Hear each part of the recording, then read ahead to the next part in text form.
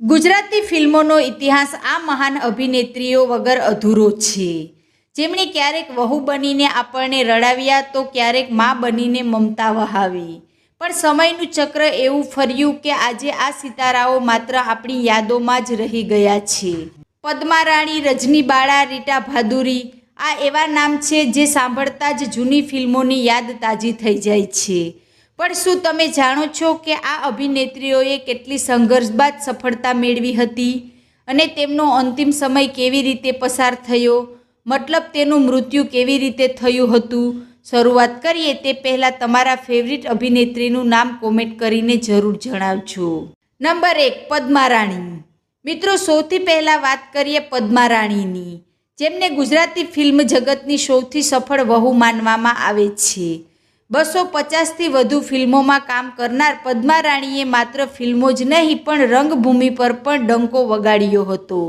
બા રિટાયર થાય છે જેવું નાટક તેમના વગર કલ્પના પણ ન કરી શકાય. તેમની જોડી નરેશ કંડુડિયા અને ઉપેન્દ્ર ત્રિવેદી સાથે ખૂબ જ જામતી હતી. મૃત્યુ. મિત્રો, પદ્મા રાણીનું નિધન 25 જાન્યુઆરી 2015ના રોજ 78 વર્ષની વયે થયું હતું. તેઓ ફેફસાની બીમારીથી પીડાતા હતા.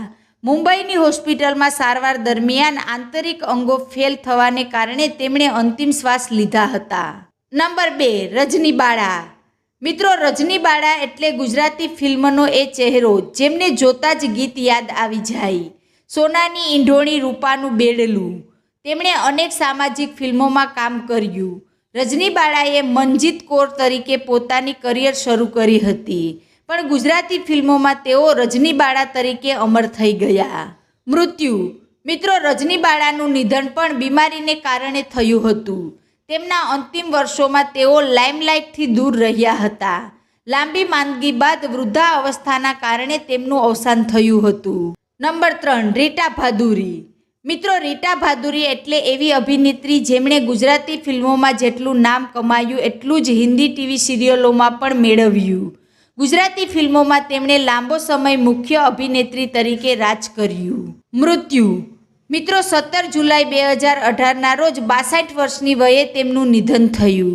રીટાજી લાંબા સમયથી કિડનીની બીમારીથી પીડાતા હતા અને ડાયાલિસિસ પર હતા. કિડની ફેલ થવાને કારણે મુંબઈમાં તેમનું અવસાન થયું. નંબર 4, મંજરી દેસાઈ. મિત્રો, મંજરી દેસાઈએ વર્ષો સુધી પોતાની સુંદરતા અને અભિનયથી પ્રેક્ષકોને મંત્રમુગ્ન કર્યા. તેમનું અવસાન વર્ષો પહેલાં કુદરતી કારણોસર અને બીમારીના કારણે થયું હતું. નંબર 5, કલ્પના દીવાન. મિત્રો, કાશીનો દીકરો જેવી ગંભીર ફિલ્મોમાં ક્લાસિક અભિનય કરનાર કલ્પના દીવાન રંગભૂમિના પણ મોટા કલાકાર હતા. વધતી ઉંમર અને સ્વાસ્થ્યની તકલીફોને કારણે તેમણે આ દુનિયામાંથી વિદાય લીધી હતી. મિત્રો, આ એ મહિલા કલાકારો હતી જેમના વગર ગુજરાતની સંસ્કૃતિ અને ફિલ્મો અધૂરી છે.